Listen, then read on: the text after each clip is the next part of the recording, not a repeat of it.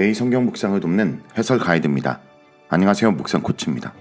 함께 읽고 나눌 말씀은 여호수아 11장 1절에서 23절까지 말씀입니다. 아도니 세덱의 연합군이 패한 소식을 듣고 하솔왕 야빈은 가나안 온 지역의 왕들로 연합군을 조직하여 메론 물가에 진을 쳤습니다.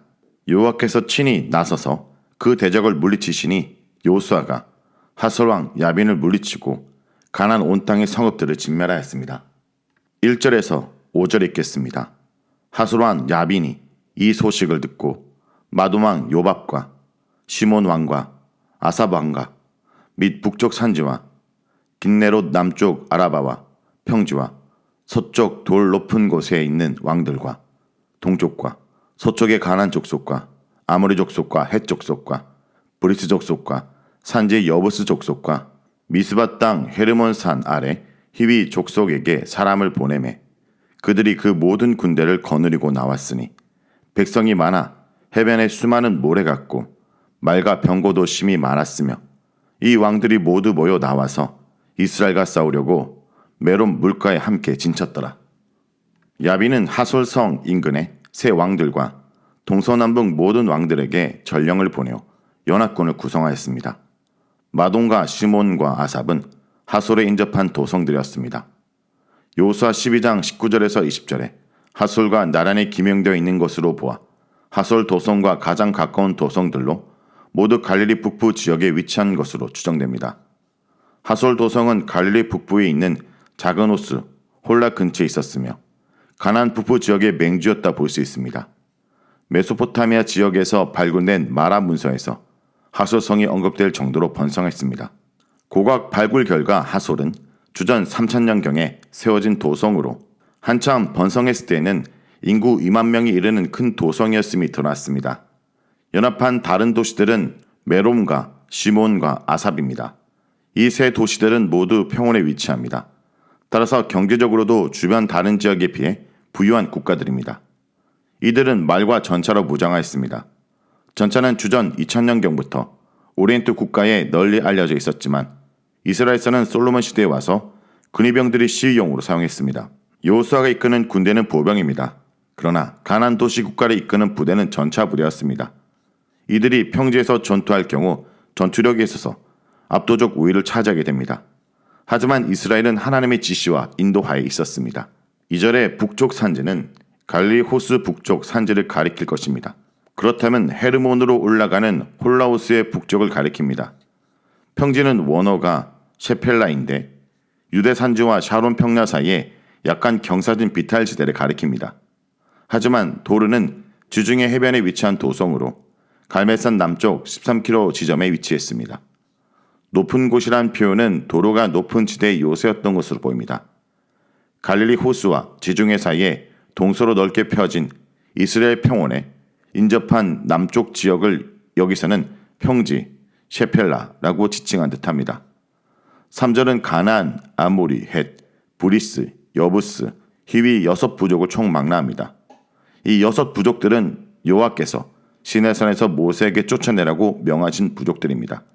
신명기 7장 1절에 기르가스 부족이 하나 더 첨가되어 7부족이 언급됩니다. 야빈 연합군이 메론 물가에 진을 쳤습니다. 메롬은 갈릴리 북쪽에 위치한 한 도성의 명칭이었던 것 같습니다. 하지만 그 정확한 위치는 알 수 없습니다. 메롬 물의 원어는 메이 메롬인데 여기에 전치사 엘이 붙어 있습니다. 메이가 호수, 물, 바다를 가리키는 명사이므로 메론이라는 도성 근처에 메론이라 불리는 호수가 있었던 것 같습니다.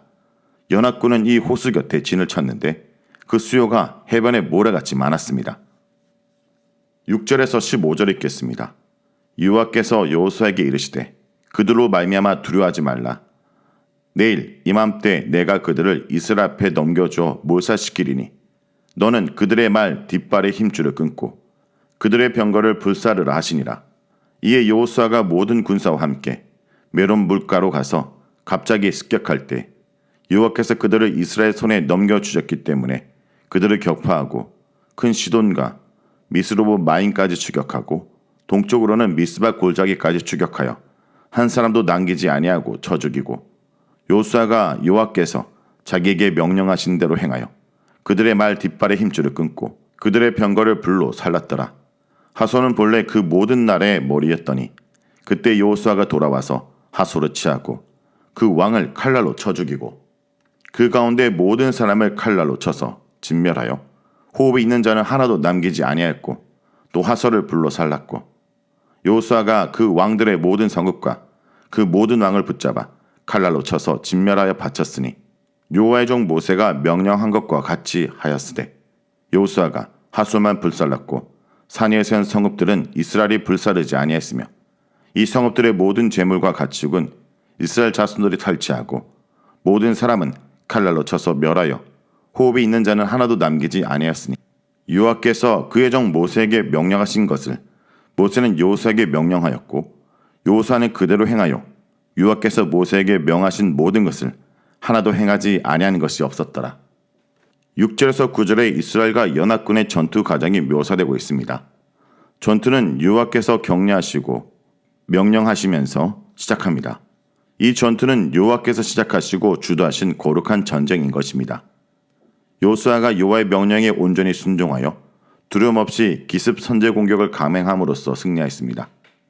여호수아의 부대가 기습하여 말 뒷발의 힘줄을 끊고 병거를 불살랐다는 말은 하나님의 전쟁이 군사 수요나 무기에 달려있지 않음을 깨닫게 됩니다.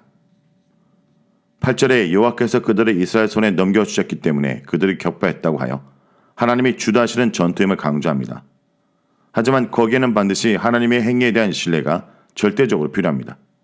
이 약속의 땅을 차지하는 것은 이스라엘의 전투력이 아니라 이스라엘의 순종에 달려있는 것입니다.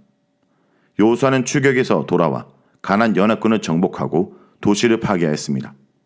여호수아는 진멸하라는 헬의 원칙을 철저히 순종하였습니다. 하솔을 치하고 그 왕을 칼날로 쳐 죽이고 그 가운데 모든 사람을 진멸하여 하나도 남기지 않았습니다. 이스라엘은 신명기 20장 10절에서 18절의 계명을 따라 도시를 정복하고 그 도시의 남자들을 칼로 죽여야 합니다. 여호수아는 그 계명을 충실하게 따르고 있습니다.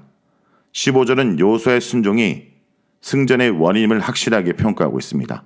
연합국의 다른 도시들에 대해서 왕과 주민들만 칼로 죽이고 재물과 가축들은 전리품으로 취하고 있습니다.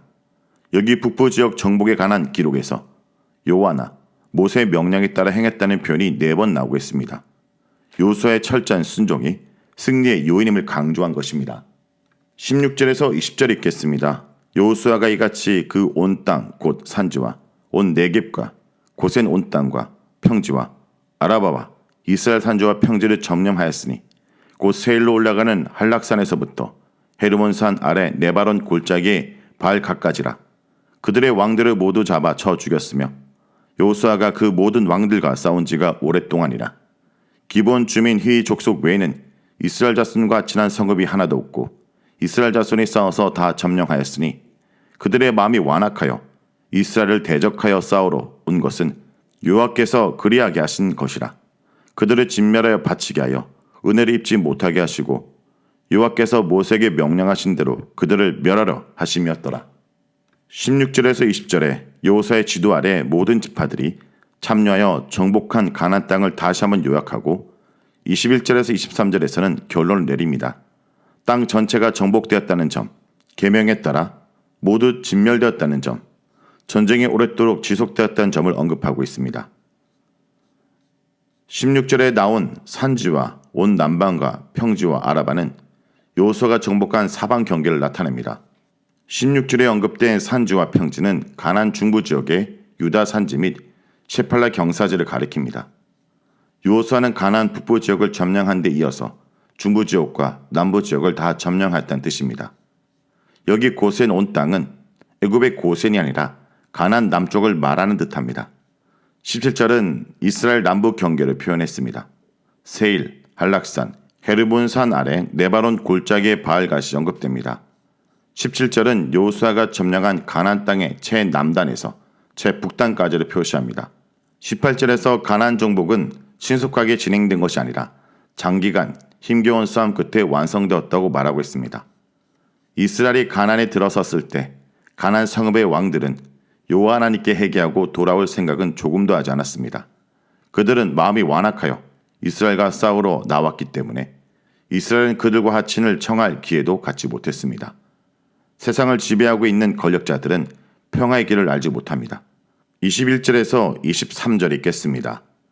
그때 여호수아가 가서 산지와 헤브론과 드빌과 아납과 유대 온 산지와 이스라엘의 온 산지에서 아낙 사람들을 멸절하고 그가 또 그들의 성읍들을 진멸하여 바쳤으므로 이스라엘 자손의 땅에는 아낙 사람들이 하나도 남지 아니하였고 가사와 가드와 아스도데만 남았더라.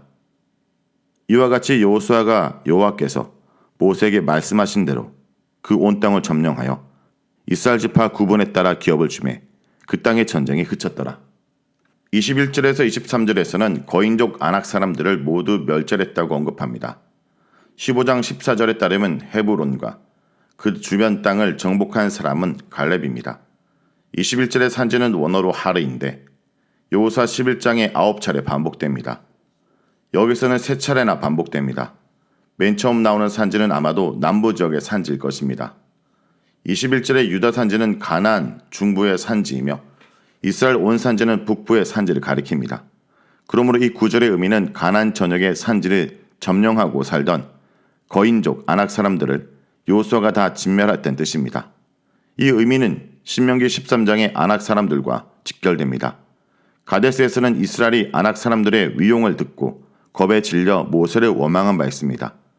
여호수아가 이끈 순종의 결과 가나안 땅에 전쟁이 그쳤습니다. 성도 여러분, 하나님 말씀을 반드시 이루어집니다. 거구의 아낙 자손은 이스라엘 백성에게는 공포의 대상이었고 결국 그 때문에 출애굽 1세대들은 불순종으로 모두 광야에서 죽는 비극을 맞이했습니다. 그러나 하나님은 약속대로 아낙 자손마저 진멸하게 하셨습니다. 어차피 이루어질 말씀이라면 뒤로 미루지 말고 지금 순종하기 원합니다. 말씀을 놓고 기도하겠습니다. 주님 말씀을 끝까지 철저히 순종하는 자가 되게 하여 주옵소서. 예수님 이름으로 기도합니다. 아멘.